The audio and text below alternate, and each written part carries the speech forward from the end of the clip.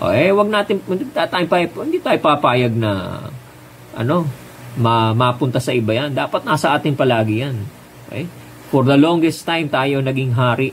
Pagdating sa Southeast Asia, tayo ang kinatatakutan. Masasabi na natin, kinatatakutan sa basketball pagdating sa Southeast Asia.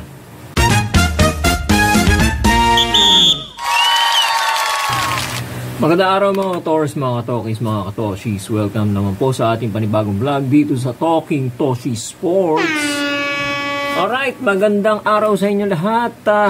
May kakaharapin tayong problema sa mga susunod na mga buwan, mga kababayan. Naku po, very loaded ang ating schedule pagdating sa international competition sa basketball, mga kababayan. Meron tayong upcoming dalawang events, basketball tournaments na papasukan itong ating Gilas Pilipinas. Of course, itong nalalapit sa November window para dito sa FIBA World Cup Asian Qualifiers. To World Cup Asian Qualifiers po ito, Iba po ito sa FIBA Asia na katatapos lang. Although sila pa rin yung mga teams na magpa-participate doon, pero iba po ito, pang-qualify ito sa mga among Asian teams and Oceanian teams, para naman sa FIBA World Cup, Ayan. Isa yan, yung mga windows, yung home and away setup natin, Tapos, pangalawa ay yung sa Disyembre. Itong pinaghahandaan pa rin natin na Southeast Asian Games. Okay, na mangyayari sa December 8 to 20. Okay, well, ang basketball magsisimula ng December 13, actually, Pero yung whole tournament o whole event ay December 8 to 20. Okay? So, dalawa po yan, Now, meron tayong malaking problema, mga kababayan. Okay?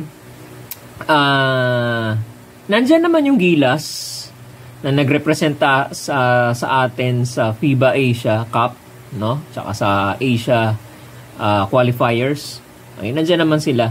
Kaya lang, karamihan ng mga players doon,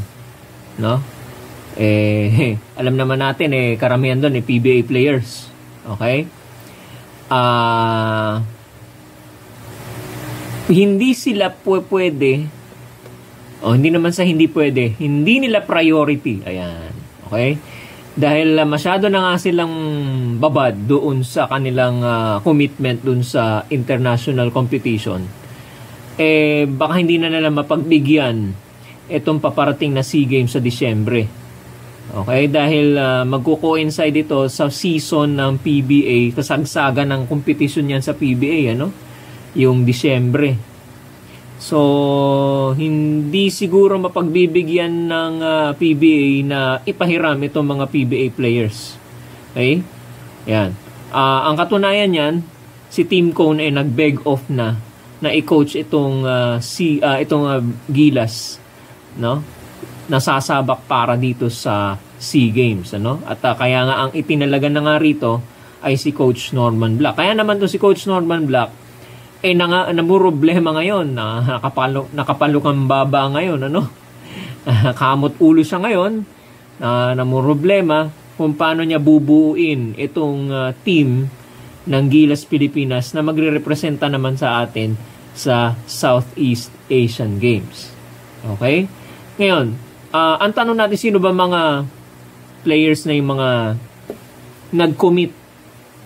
Okay? May commitment, willing, Okay? Na maglaro para sa Gilas. Yung gustong-gusto, willing nila. Okay, nandiyan si Justin Brownlee, of course.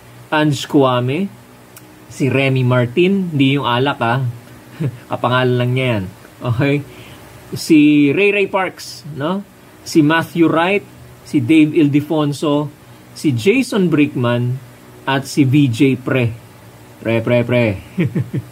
Okay? From FEU, lumipat sa UP. Okay? Ayan.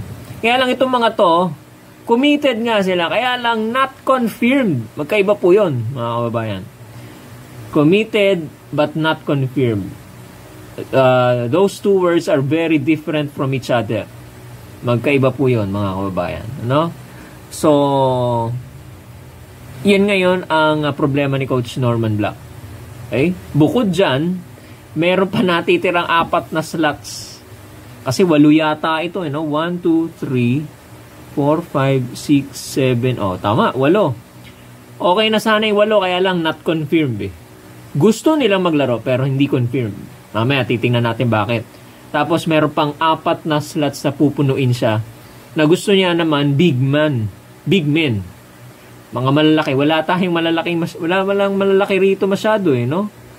Ange Coabe nandiyan, kaya lang, wag isa lang siya. JB, medyo, papagurin mo. Sentro na, forward pa. Okay? So, mahirap na mga pagurin do si JB. Okay? 4 slots left for legitimate big men. Okay? Yan.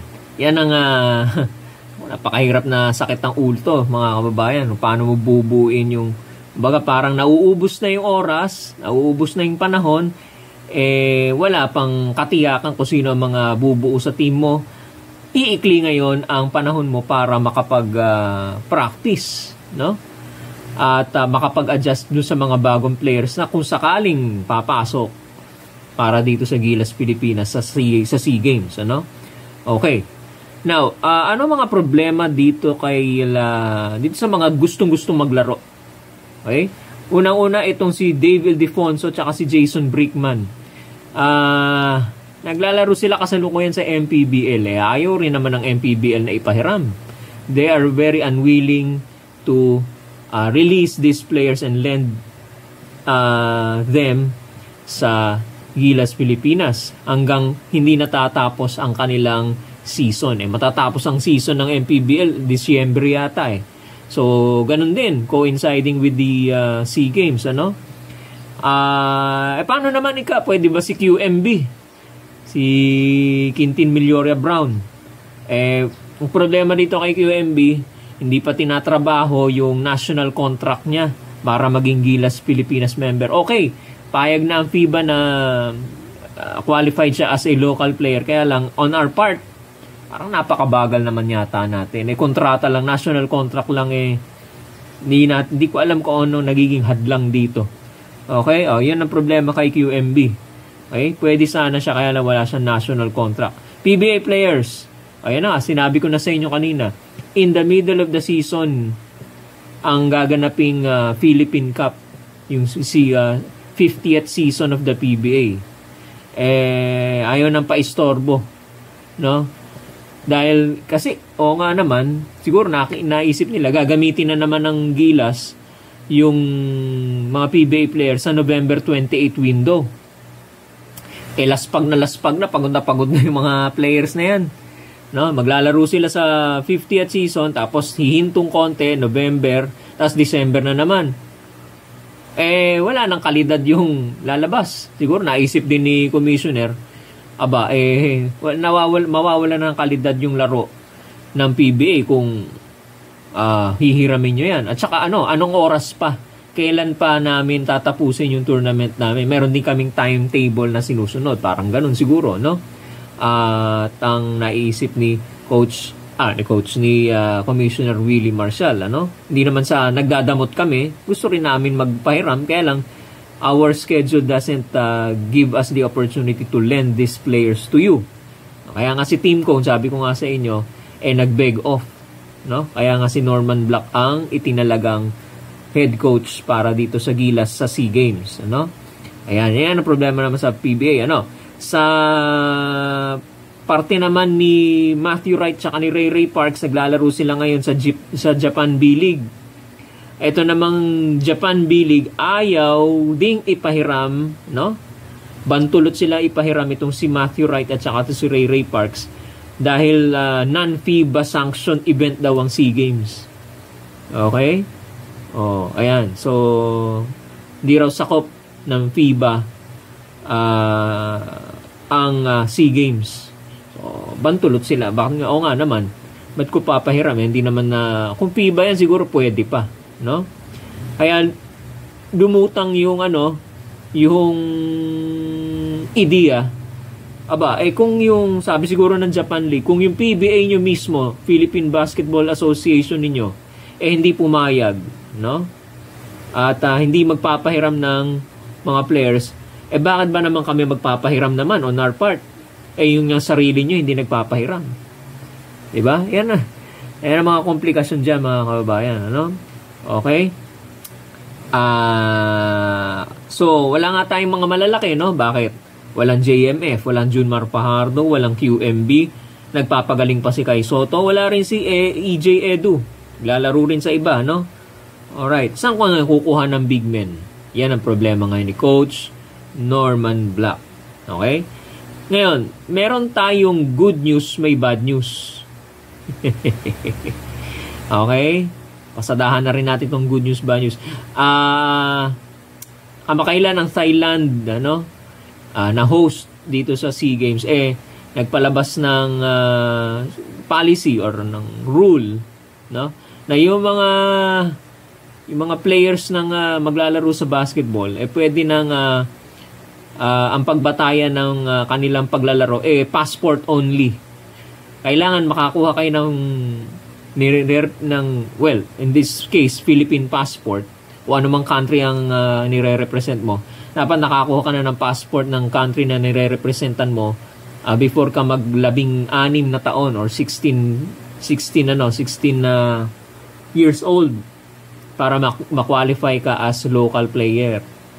Okay? So lumawak ang ngayon. Lumuwag ngayon ang choices natin. So pasok ngayon diyan si Ange Kwame. Ano? Yan. At tapos si JB, naturalize natin yan, ano? Okay? So, pasok dyan. Si Ange Kwame, wala tayong magiging problema dyan. At, advantage sa atin yan, ano? Pero, at the same time, ito ang bad news. Advantage nga sa atin yan. Kaya lang, yung ibang teams din, advantage din sa kanila yan. Dahil maghahanap ngayon yan, maghahalungkat na mga malalaki yan. Mga Black Americans, mga magagaling na imports, no? Ha?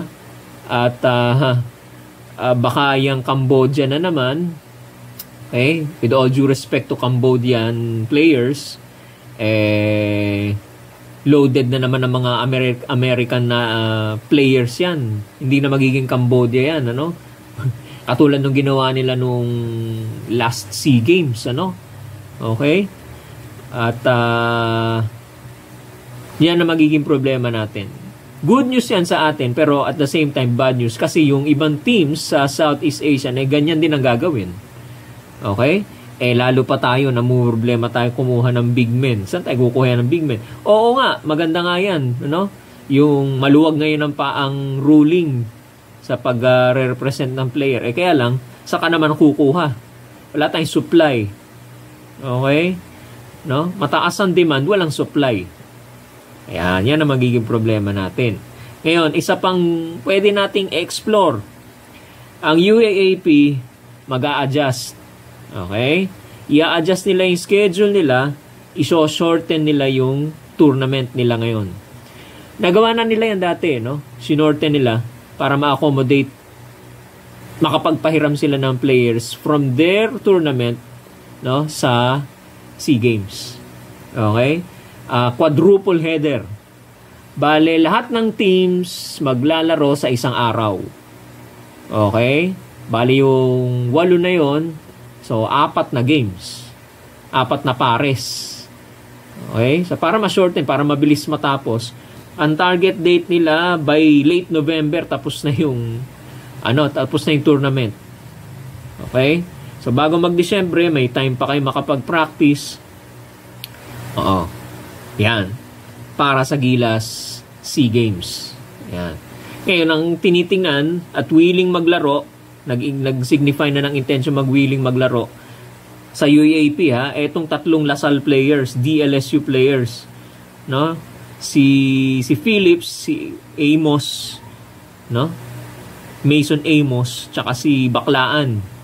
Okay?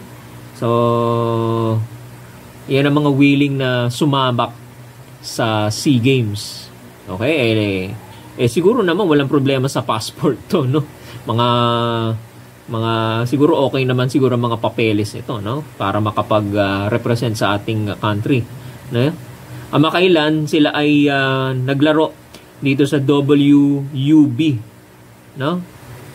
Series sa Japan, sa Tokyo, Japan, no? University Basketball Series. Okay? At international experience din yun, ano? So, malaking bentahe to para sa kanila, no?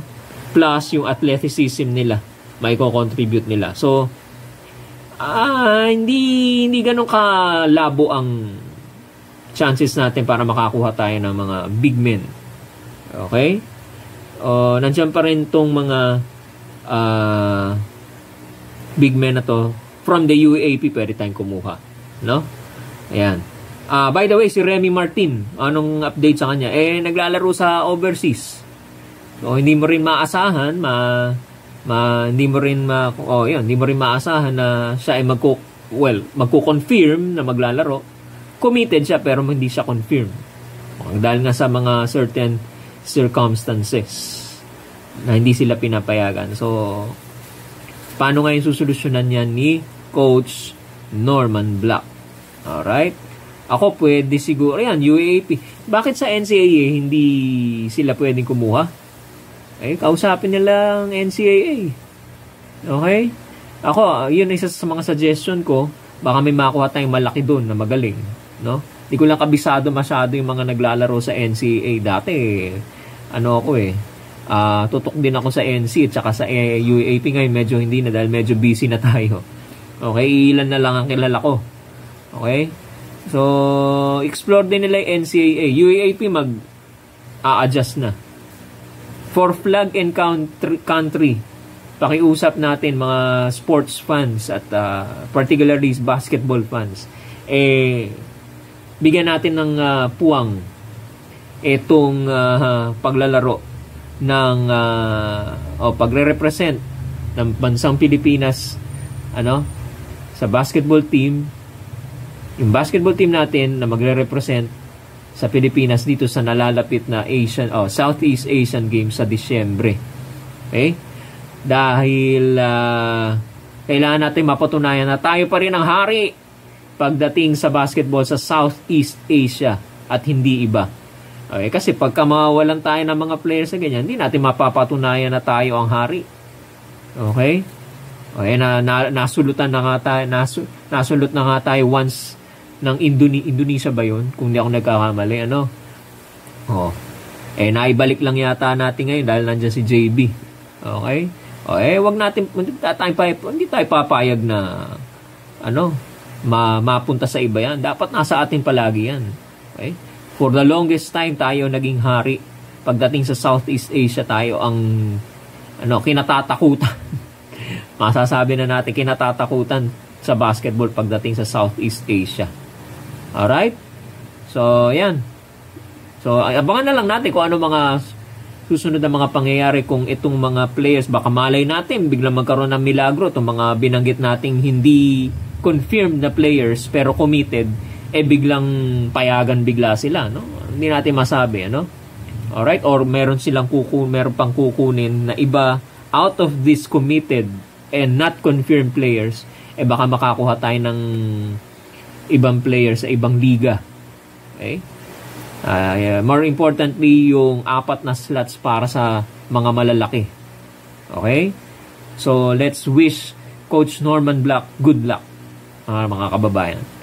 Ganito na lamang po ang ating video vlog para sa araw na ito, para sa mga new subscribers, para sa mga bagong nanonood na ating mga video, wag po nyo kalimutan mag-subscribe sa ating YouTube channel, Talking Toshi Sports. Maraming salamat po sa pagsuporta ninyo. Comment po kayo kung anong saloobin nyo po tungkol dito sa issue na ito. Maraming salamat po at magandang araw sa inyo lahat. Bye!